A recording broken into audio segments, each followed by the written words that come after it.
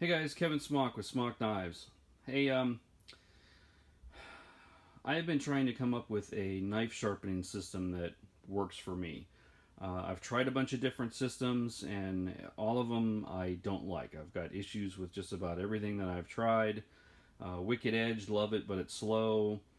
2x72, too easy to round edges off, especially if you're doing convex grinds. Um, Tormex system, slow. You've got to resurface the wheel. It's in water. If the shop's cold, it could freeze. Um, yeah, so after watching a couple of YouTube videos from other knife makers, I kind of combined two ideas from two different makers and put my own spin on it. Excuse me. And the wheel that I'm going to be making here, I just want to kind of document what I'm doing, so that if you guys want to do this system as well, I documented this process and not just did it and then said, hey, this is what I did. First, I want to give credit to two guys, Aaron Golf, and dude, if I'm pronouncing your last name wrong, I apologize. Canadian knife maker, does a great job. And his system that he uses is a variable speed grinder, Cbn wheel, and another kind of wheel, stropping wheel, and then with a VFD so you can control the speed on it. And then he uses like a Tormex style knife holder to hold the knife to get his angles right.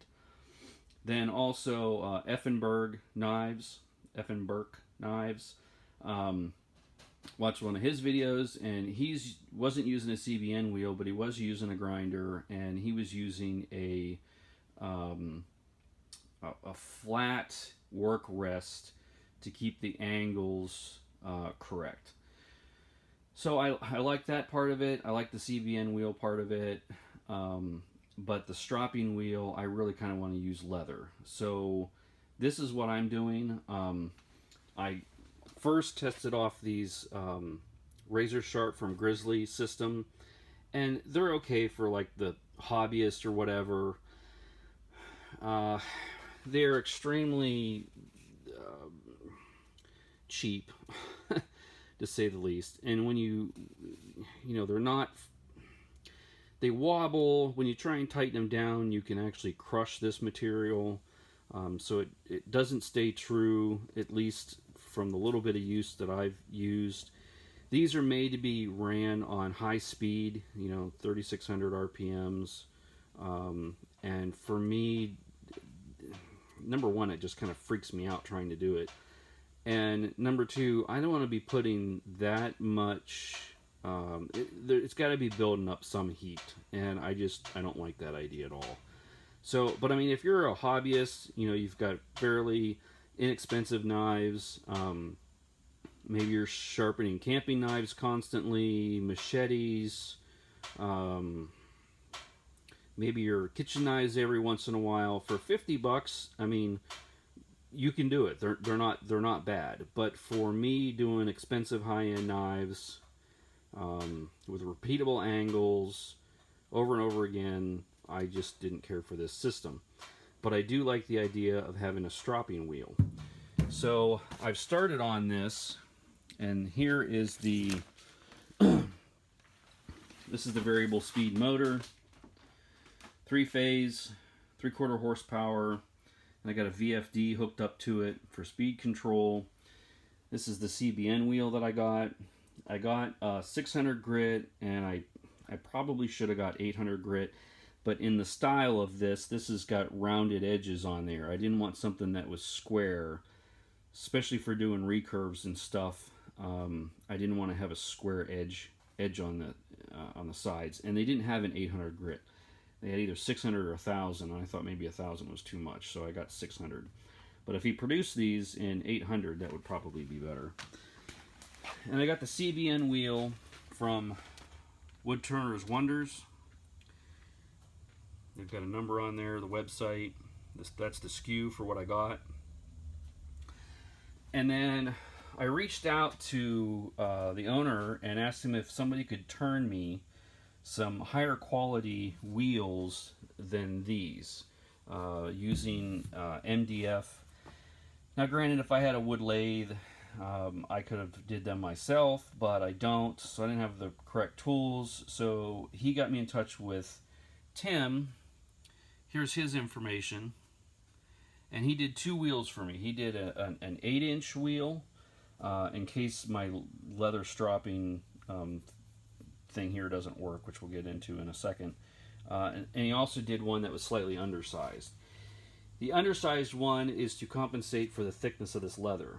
So what my plan is to cut a circle out around this leather and stretch it onto here and glue it down so that it's got one continuous piece of leather going the whole way across. I'm not 100% sure if that's going to work. I know if I wet this, get it wet, it'll stretch pretty easy. But the problem with that is then if I've wet this, then this is going to get wet, and I don't want this to deteriorate. The other way of doing it is just taking a leather strip and putting a leather strip around there. But then you're going to have a seam, and you can cut angles on that and make sure that you've got the angles going the correct way when the wheel's spinning. But my concern is that there's going to be a bump. You know, you're going to hit a bump every time that goes around, and I don't want to do that. And the main reason, I don't know, like these things, you can put compounds on them, and it's going to do the same thing. And guys, you know, probably swear by this, and this works fine, and you don't need leather. You know, I'm sure I'll get comments about that.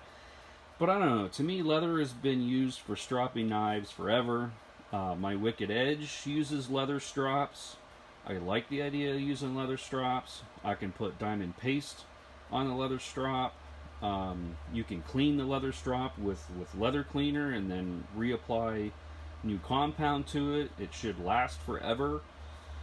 So that's kind of my goal. So after 7.5 minutes of blabbing, the whole point of this is going to be, I'm going to break this, you know, shut it off and show little clips of me trying to get this on there. Hopefully it works, and then I can show you what I did to make this wheel work. I know Tim has talked about, you know, if there's a bunch of guys out there that want this, that maybe he'll make these wheels and you can buy them, so you'll be able to contact him. And he's on Instagram. But that was his information that I showed a minute ago, and I can put that down below as long as YouTube lets me. Who knows what they're doing. Anywho, so I'm going to get on with it and start trying to get this leather onto that wheel and see if that works.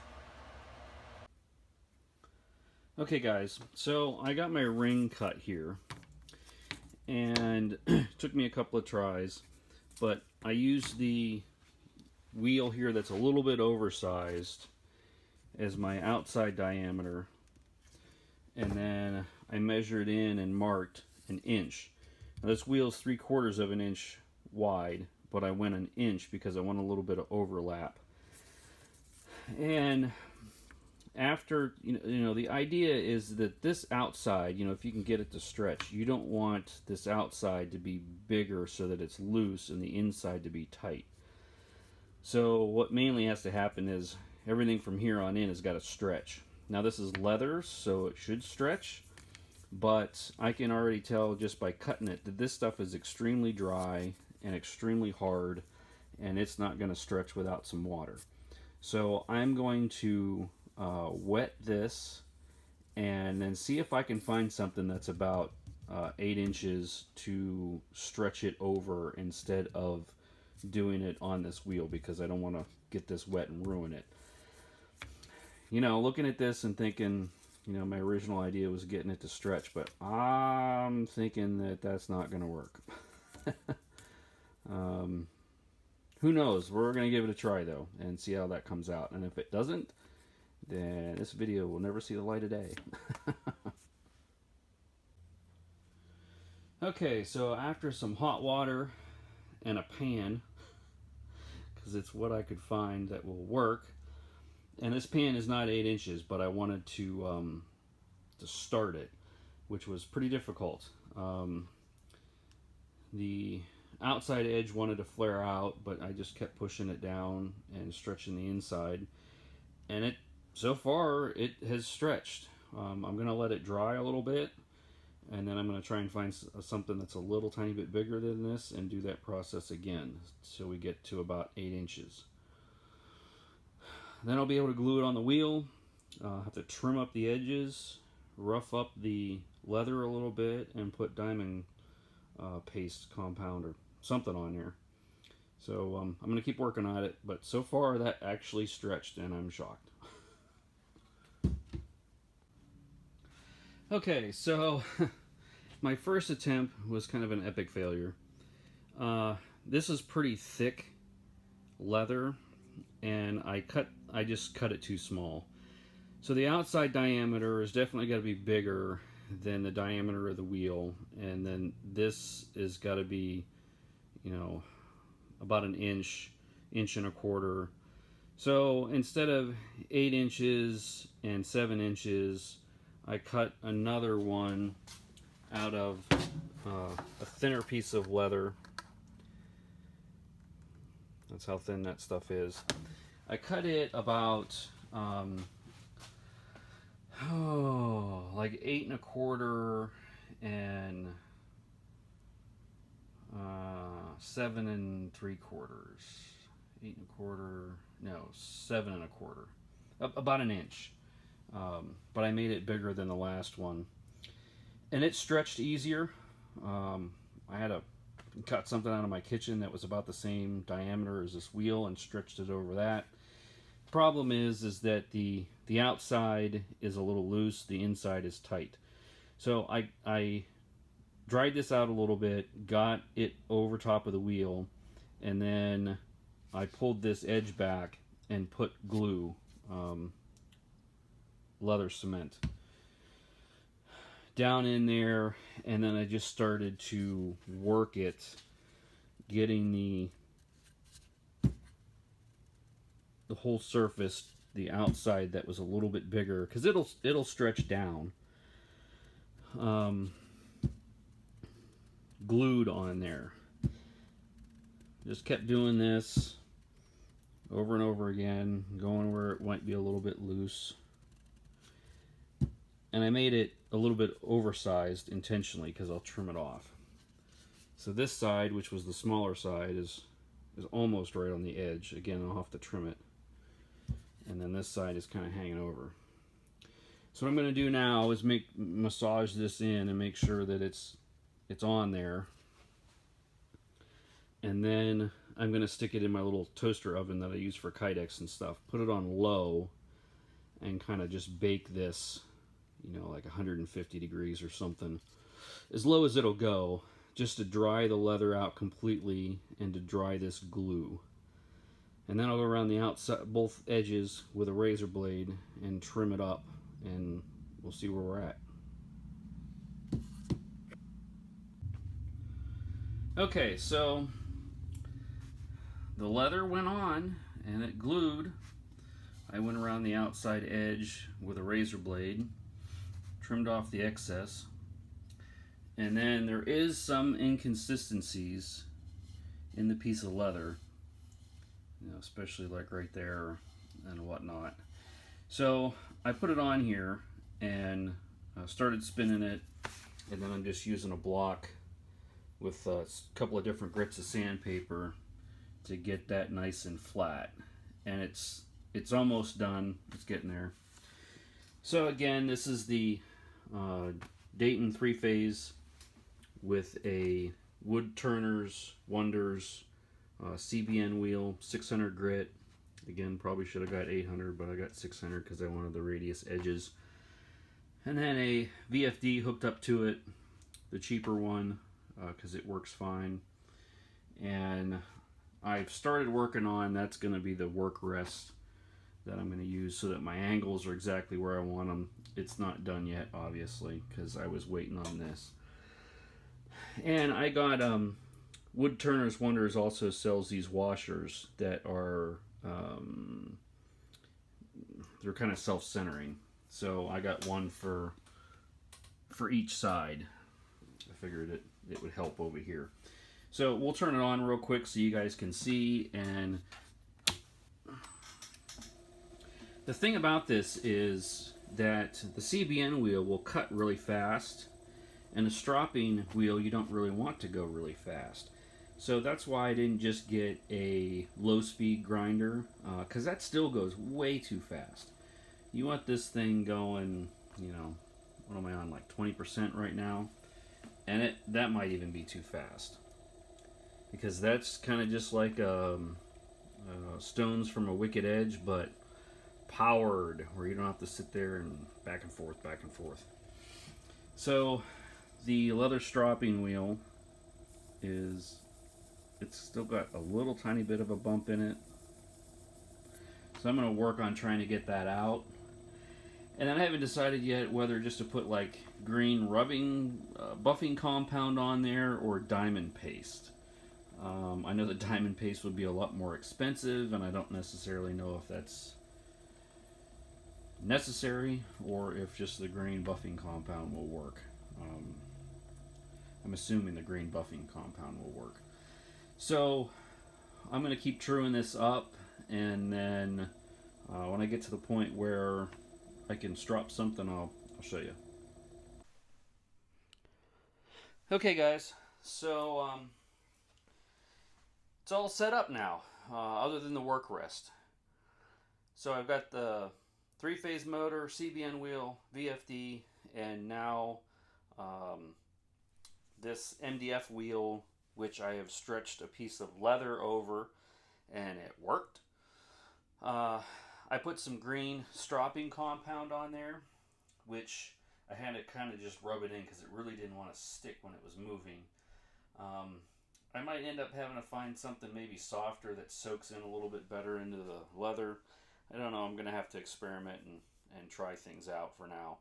But I was able to sand it down and get it pretty much true. You know, if I had a lathe or something to true it up a little bit more, it would be okay. But I think it'll just wear in and be just fine.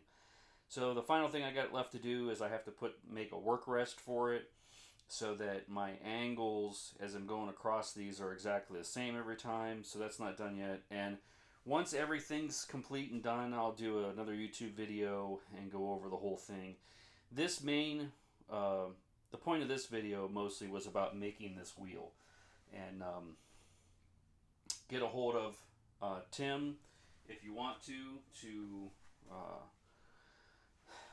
get one of these. I showed his information. You know, he might be up for making some more of those. The leather part, you know, I don't know if that's something that he'll take on. I don't know, or if it's something you'll have to do on your own. And you're just going to have to play around. That's pretty thin leather that I was using. And again, the size, you know, this wheel here was 7.8. I had him undersize it a little bit to compensate for the thickness of the leather. That way this wheel and that wheel are exactly the same, or at least as close as I can get it. And then I believe I cut like, I don't know, it was probably 8 3/8 outside diameter and 7 3/8 inside diameter to get that leather to stretch over there. And then glue it down, let it dry, clean up the edges, and it works. So this is pretty much, you know, you could get one solid piece of leather, a strip, and go around and put a cut and overlap them and glue it. And you just have to make sure that the top of the overlap is going away from the blade and not coming back at you. But I didn't want to do that because then you'd get a bump. You know, like the other wheel systems that are out there, like the Tormek and the clones and that kind of stuff that's got a leather stropping wheel. That's how they do it. And the one that I tested had a bump. You know, it bumped every time it went. And that just was annoying. So I wanted to give this a try, and it worked. So pretty much, and you run everything on really slow speed. So, you know, I got this thing on about 20%. And then this is just a Spyderco Delica shop knife.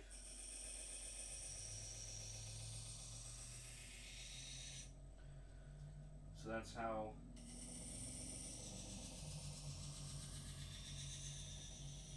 for stropping. And I'm not heating up the edge. You know, it's not warm at all. Um, and I don't have my angles quite right, but it's sharp and it's polished that edge. I don't know if you can see that or not. You know, it's polished that edge.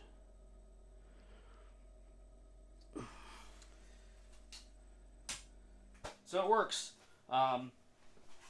That's pretty much it, guys. I just wanted to, you know, it was an idea that I had, and I want to share for other knife makers that might be interested into this kind of system. And again, I want to thank Aaron Golf for his video. Check that out. And I think his video is like how to make a knife the high-tech way. And in that video, he shows his system of a three-phase motor, the VFD, the Cbn Wheel, and then I think he uses Cbn paste for his wheel. And then he's got a like a Tormek knife holder with a bar going across. And the only thing that I don't like about those systems, you know, like you guys might be asking, why am I going to do a flat work rest? Is because the Tormek style, what happens is, if you have a curved blade, and sorry, my microphone's on this side of the phone, so I don't know how well, if the sound's going in and out. But when you're using one of those that has a holder and a rod, and it's putting it down on a specific spot on there, well, when you turn this, your tip goes down, so it's because of the length. So when this tip curves out, your distance from here to here changes and gets shorter, and when it gets shorter, it comes down the wheel and gets steeper. So your grind, you know, if you set it for 20 degrees here, by the time it gets down to the tip and it starts climbing down the wheel, it might be 25 degrees down at the tip, and I don't like that. So Effenberg Knives, he did a video, which check out his video, that is using a flat work rest so that when you're dragging this across, the angle stays the same the whole way across from one end to the other end. It doesn't matter what the shape of the knife is. So that's what I'm going to do, and I'll show you that when it gets done. And this video is probably an hour long. So that's it, guys. Talk to you later. Thanks.